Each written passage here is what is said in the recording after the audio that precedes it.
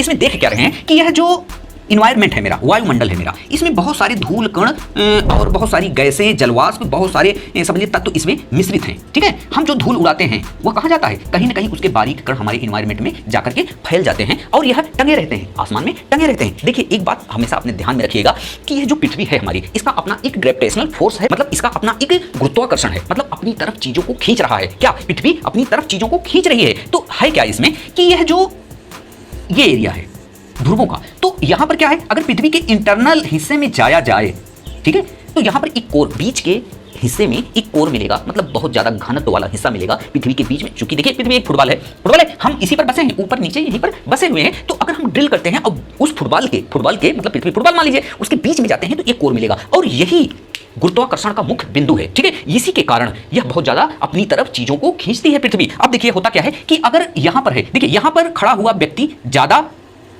भार का होगा कि यहां खड़ा हुआ व्यक्ति ज्यादा भार का होगा। देखिए जाहिर सी बात है, इसके नजदीक इस कोर के, फुटबॉल के अंदर कुछ है, मान लीजिए चुंबक है। अब फुटबॉल के अंदर चुंबक है, फुटबॉल थोड़ा पचका दिया जाए तो जो वो हिस्सा जहां पचका रहेगा, वो हिस्सा उस चुंबक के जो बीच में चुंबक रखा है उसके नजदीक हो जाएगा। इसका मतलब वो ज्यादा प्रेशर से दबा रहेगा। ठीक है, यह व्यक्ति ज्यादा इसकी तरफ आने की कोशिश करेगा। कहने का मतलब अगर हम मानते हैं चलिए ये डस्टर चुंबक है, हम यहाँ पर अगर लोहा रखे हैं तो यहाँ पर एकदम हल्का रहेगा, लेकिन जैसे जैसे इसके पास जाएगा बहुत ज्यादा खिंचाव हमें महसूस होगा कि ये इसके पास जाने वाला है। तो इसका मतलब क्या है, हम ये देखेंगे इसका भार जो है वह ज्यादा महसूस होने लगेगा। इसका मतलब क्या है कि यहाँ खड़ा हुआ व्यक्ति यह ज्यादा भारी होगा अपेक्षाकृत इस व्यक्ति के, क्योंकि यह इसके नजदीक है। तो यही सेम सी बातें देखिए चुंबक से हम समझाए हैं, लेकिन चुंबक का मतलब ये नहीं होता है कि यहाँ चुंबक वाली चीजें ज्यादा भारी होंगी या ज्यादा खींची जाएंगी, हर एक वस्तु खींचा जाएगा। ठीक है, अगर हम हाथ में देखिए, अगर कुछ भी हल्की वस्तु को हम यहाँ पर रख दें और हाथ को ऐसे करें तो उसकी हवा से नहीं, इसके प्रेशर से भी वह हिल जाएगा। कहने का मतलब क्या है, पृथ्वी चारों तरफ घूम रही है, अपना रोटेशन कर रही है। अब वह तत्व जो उसके आसपास है उसी की तरफ आकर्षित हो गए हैं। तो कहने का मतलब जितने भी धूल कण, जलवाष्प और यहाँ विभिन्न प्रकार की गैसें हैं इस पृथ्वी के चारों तरफ हैं, लेकिन इसके गुरुत्वाकर्षण से प्रभावित है। मतलब